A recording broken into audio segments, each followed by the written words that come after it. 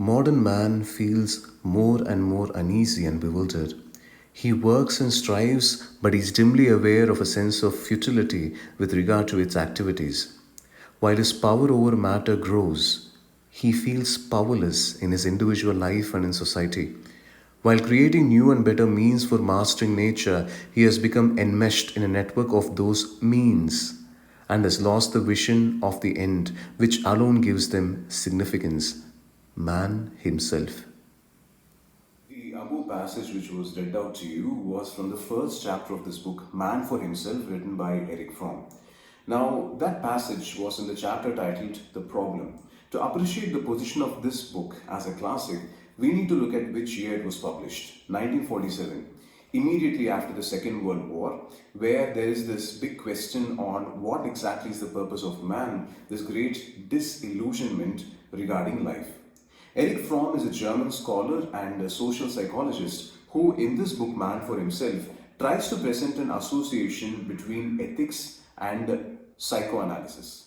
Let's break it down into simpler terms. The book essentially deals with or starts with questions like why or how do human beings behave the way they are? Like, if a human being acts, to what extent is the society responsible for his behavior? And to what extent is his behavior governed by the rules and the regulations and the ethics which are given by the society? So after presenting the problem, Erich Fromm goes on to differentiate two different types of ethics based on which the society operates. One is authoritative and one is humanistic. Now, authoritative is something which we experience every day. For example, stopping in traffic signals, you have legal rules and regulations, the rules which are put up in school, in offices, etc. Where there is no proper reasoning on why an exact rule is there, but simply because there is a power structure, there is a set of rules which you are supposed to follow, authoritative. The second is humanistic ethics, where you are expected to follow a certain kind of rules which are properly reasoned with, and you do this not because there is an authority, but because there is something called as there is this dichotomy between what is good, acceptable, and what is bad and not acceptable. So not strictly governed by legal regulations and codes. Moving on, the author does throw up some questions based on existential philosophy. For example, look at these two passages from pages 29 and 32 of the text. Look at the first one. Man is the only animal that can be bored, then can be discontented, that can feel evicted from paradise. Man is the only animal for whom his own existence is a problem which he has to solve and from which he cannot escape.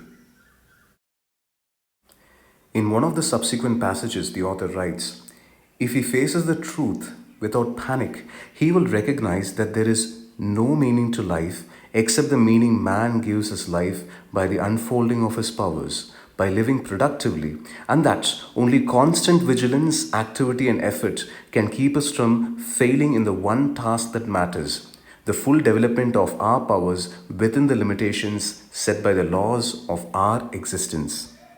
Intriguing, isn't it? Now, moving on from existentialism, he goes on to differentiate, you need to visualize it from 1947. So, in this modern society, he tries to classify different types of characters which are exhibited in human beings. Though there are both non-productive types and productive types, I just like to discuss about one which I find, which I found it to be very relevant to how we continue to behave today. He calls a type of character called as marketing character, which makes a human being indifferent to everything which is happening around him. See, technically speaking, all of us are products, are product of this market society, and every activity we see every day is simply about buying and selling things. So, for example, it might be a doctor, it might be a restaurant, you might be going to a small kirana shop. Wherever you go, you're technically buying and selling things, skill sets, or there are some sort of favors. So every single activity which an individual makes in this type of society, or his character, his marketing character, his entire operation is based on profit and loss, his entire human interaction. It is not based on too much of symbiotic or social cohesion. And this indifferent human being or this indifferent character is increasing among the general population. That's one argument which Erich Fromm makes, even though there are very good types, like associative or symbiotic types. But this is something which was easily relatable in this very fast moving globalized world. The discussion then expands to selfishness. So, for a man who lives in a society, how far or how good is selfishness? Like, he painstakingly and deliberately tries to differentiate selfishness from self love and self interest. And you can look at this passage, which is even more an interesting inquiry into selfishness. Just a small snippet from page 95. These questions arise. Does psychological observation support the thesis that there is a basic contradiction and a state of alternation between the love for oneself and love for others? Is his selfishness identical with self love, or is it not caused by the very lack of it?